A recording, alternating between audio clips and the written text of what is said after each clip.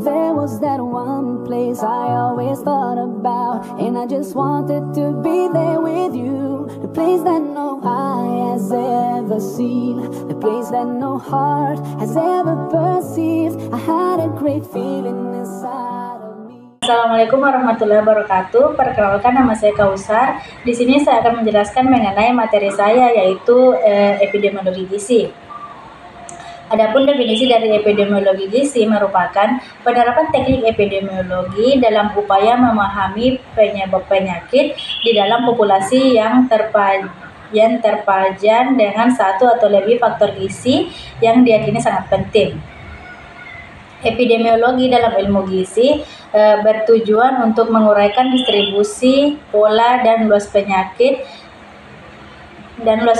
pada populasi manusia. Kemudian memahami mengapa penyakit lebih sering terjadi pada sebagian kelompok atau orang, dan memberikan informasi yang diperlukan untuk mengelola dan merencanakan pelayanan bagi pencegahan, pengendalian, dan penanganan penyakit. Kemudian adapun ruang lingkup epidemiologi gizi dan bagian-bagian dari epidemiologi gizi. Epidemiologi gizi dapat digunakan untuk menyelidiki sebaran dan faktor-faktor penyebab masalah nutrisi di dalam masyarakat. Penyakit terkait gizi individu diamati dalam beberapa kasus untuk mendapatkan perawatan medis baik di rumah sakit maupun puskesmas, atau dapat juga diamati secara langsung pada populasi manusia dalam lingkungan masyarakat. Kemudian adapun ruang lingkup epidemiologi terbagi atas 5 aspek, yaitu yang pertama ada determinan masalah gizi. Nah, pada determinan masalah gizi ini mencakup 4 faktor, yaitu yang pertama faktor individu, yang kedua faktor sosial ekonomi, yang ketiga faktor lingkungan, dan yang keempat itu faktor politik. Kemudian ruang lingkup epidemiologi yang kedua yaitu jenis masalah gizi.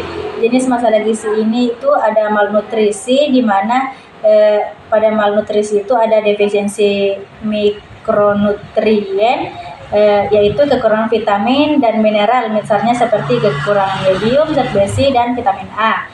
Kemudian defisiensi energi protein, yaitu kekurangan kalori dan protein, misalnya kwashiorkor. Nah, kemudian yang ketiga itu kelebihan energi seperti obesitas dan overweight. Penyakit terkait masalah gizi itu ada diabetes mellitus, penyakit jantung koroner, hipertensi, dan beberapa jenis kanker. Kemudian adapun ruang lingkup epidemiologi yang ketiga yaitu tingkat analisis, di mana tingkat analisis ini mencakup 3 faktor, yaitu yang pertama individu, mempelajari faktor risiko pada individu yang mengalami masalah gizi. Kemudian yang kedua itu komunitas, mempelajari distribusi masalah gizi dalam suatu komunitas atau kelompok masyarakat tertentu.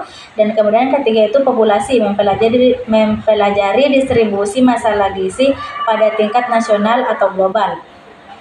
Kemudian ruang lingkup epidemiologi yang keempat yaitu metode penelitian. Pada metode penelitian ini ada studi deskriptif, yaitu menggambarkan distribusi masalah gizi berdasarkan waktu, tempat, dan orang. Kemudian yang kedua yaitu studi analitik, yaitu menganalisis hubungan antara faktor risiko dan kejadian masalah gizi, contohnya seperti studi kohort, studi kasus kontrol, dan uji coba klinis.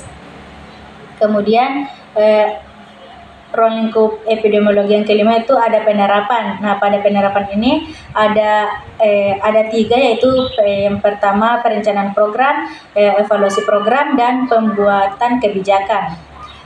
Adapun tujuan utama dari epidemiologi gizi ini ada 3, yaitu mencegah dan mengendalikan masalah gizi, yang kedua meningkatkan kesehatan masyarakat, dan yang ketiga memperbaiki kualitas hidup. Kemudian adapun hubungan epidemiologi gizi dengan epidemiologi perilaku, yaitu epidemiologi gizi dan epidemiologi perilaku adalah 2 cabang ilmu yang saling berkaitan erat dan dalam memahami dan mengatasi masalah kesehatan masyarakat. Keduanya ini memiliki fokus yang berbeda namun saling melengkapi dan menjelaskan penyebab dan penyebaran penyakit. Adapun epidemiologi gizi itu sendiri yaitu mempelajari pola distribusi, determinan, dan dampak masalah gizi pada populasi. Fokus utama pada hubungan antara asupan nutrisi dan status kesehatan. Epidemiologi perilaku yaitu mempelajari hubungan antara perilaku manusia dengan kesehatan. Fokus utama pada bagian perilaku individu dan kelompok mempengaruhi risiko penyakit. Kemudian adapun hubungan di antara keduanya yaitu hubungan antara epidemiologi gizi dengan epidemiologi perilaku sangat erat karena perilaku manusia sangat mempengaruhi pola makan dan pilihan makanan seseorang. Contoh hubungan di antara keduanya ini yaitu yang pertama perilaku makan. Perilaku makan ini meliputi seperti pilihan makan seseorang seperti misalnya makanan cepat saji, makanan olahan akan berdampak langsung pada asupan nutrisi seseorang. Kemudian yaitu frekuensi makanan. Frekuensi makanan ini jika frekuensi makanan tidak teratur dapat mengganggu metabolisme tubuh dan meningkatkan risiko obesitas. Kemudian ukuran porsi. Pada ukuran porsi yang berlebihan dapat menyebabkan kelebihan kalori dan berisiko obesitas. Kemudian yaitu aktivitas fisik.